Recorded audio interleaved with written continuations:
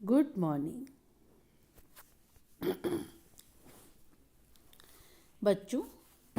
आज मैं आपको नंदलाल बोसू के बारे में आगे बताने जा रही हूँ कि मैंने आपको कल के वीडियो में बताया था कि नंदलाल बोसू भारतीय आधुनिक चित्रकला के प्रमुख कलाकारों में से रहे हैं। किस तरह उन्होंने 30 वर्ष की आयु के अंदर उनकी जो चित्रकला की रुचि थी वो 30 वर्ष की आयु में भी उन्हें कला महाविद्यालय ले आई। वहाँ उन्होंने 5 वर्ष तक कला का अध्ययन किया और फिर वे शांति निकेतन में आचार्य के पद पर स्थापित हो गए और वे बाबू मोशाय के नाम से वहाँ पे प्रसिद्ध थे। आचार्य वसु की शिष्य परंपरा में पर्याप्त वृद्धि हुई, यानी कि जब वो आचार्य पद पर सुशोभित थे तब उनके बहुत सारे शिष्य बन गए थे, क्योंकि उनका व्यवहार भी उतना सहज, उतना सरल और उतना ही सौम्य था। तो इसलिए उनके शिष्य में पर्याप्त वृद्धि हुई। वह उनके सहज स्नेह एवं आत्मीयता भरे व्यवहार का ही परिणाम थी। निसंदेह वे एक सफल और अच्छे कला शिक्षक थे और अपने तथा अपने विद्यार्थियों के मध्य दूरी नहीं के बराबर रखते थे। अपने इसी गुण ने उन्हें शांति निकेतन में ही नहीं वरन देश भर में लोकप्रिय बना दिया। लगभग 30 वर्षों तक उनकी ख्याति और प्रतिभा से आकर्षित होकर देश के अनेक प्रतिभाएं कला गुरु नंदलाल वसु के निर्देशन में कला की शिक्षा प्राप्त करने के लिए शांति निकेतन आती रही।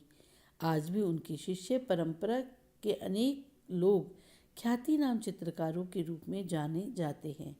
अपने शिष्यों से उन्हें सच्चा स्नेह और हार्दिक लगाव था। वे प्रतिवर्ष कला भवन के छात्र छात्राओं को लेकर अभ्यास के लिए कलकत्ता से बाहर ग्राम्य क्षेत्रों में जाया करते थे। वहाँ स्वयं भी चित्र बनाते थे और विद्यार्थियों को भी निर्देश दिया करते थे। इस अवसर पर वे अनेक चित्र तैयार कर लेते थे। लौटने पर विद्यार्थियों द्वारा चित्रों की प्रदर्शनी की जाती थी। यानी वो एक अच्छे गुरु रहे हैं और उनके शिष्य निरंतर उनके सानिध्य में आगे बढ़ते रहे हैं।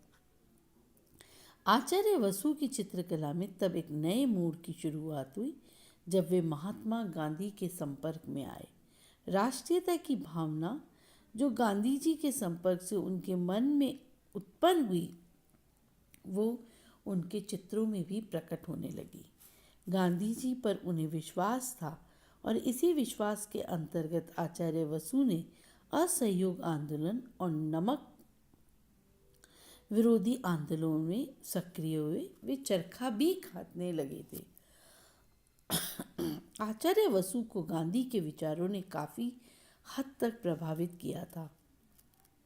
उन दिनों बनाए गए चित्रों में यह प्रभाव स्पष्ट होता है।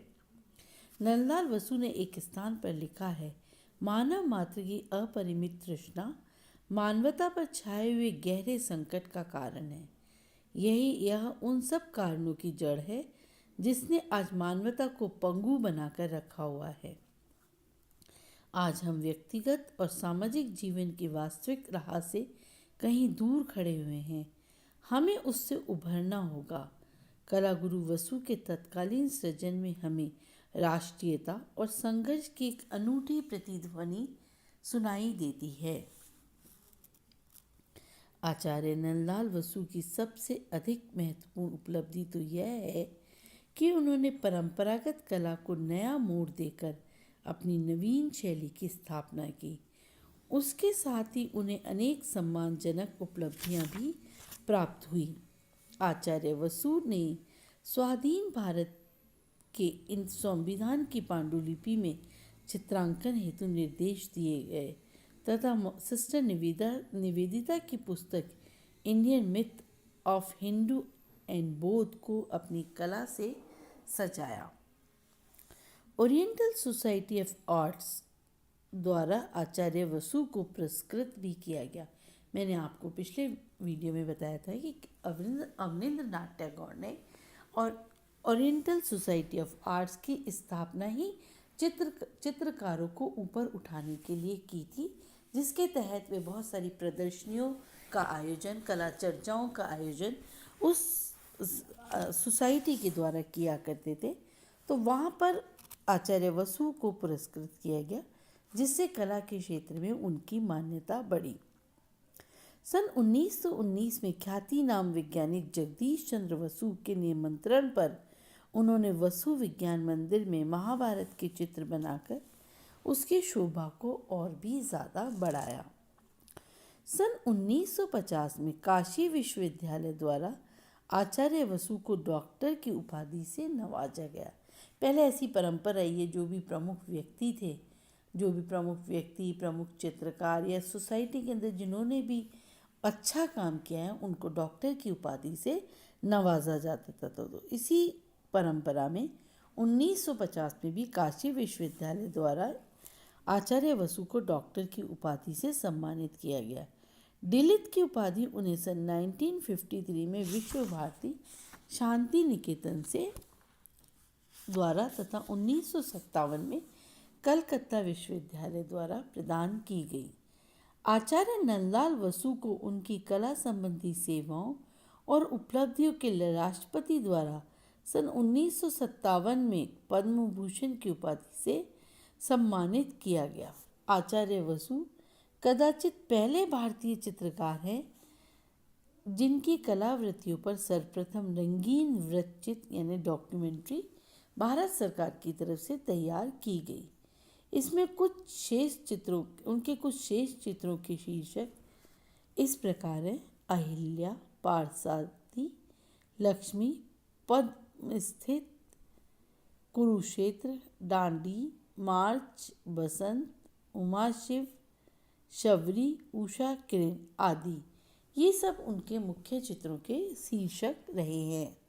आचार्य वसु की गति लेखन की ओर भी रही है। शिल्प कला रूपावली एवं शिल्प चर्चा आदि पुस्तकों में आपने कला साधना के विषय में बहुत कुछ महत्वपूर्ण लिखा है। आचार्य वसु के निधन के साथ ही बंगाल कला शैली का एक सशक्त प्रकाश स्तंभ ढह गया।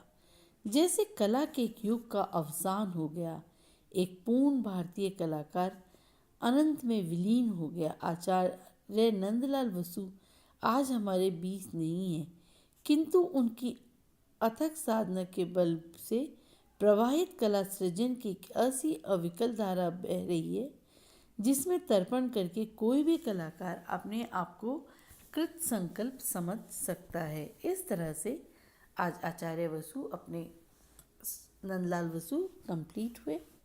नेक्स्ट वीडियो के अंदर हम अगले आर्टिस्ट रविंद्रनाथ टैगोर को पढ़ेंगे। धन्यवाद।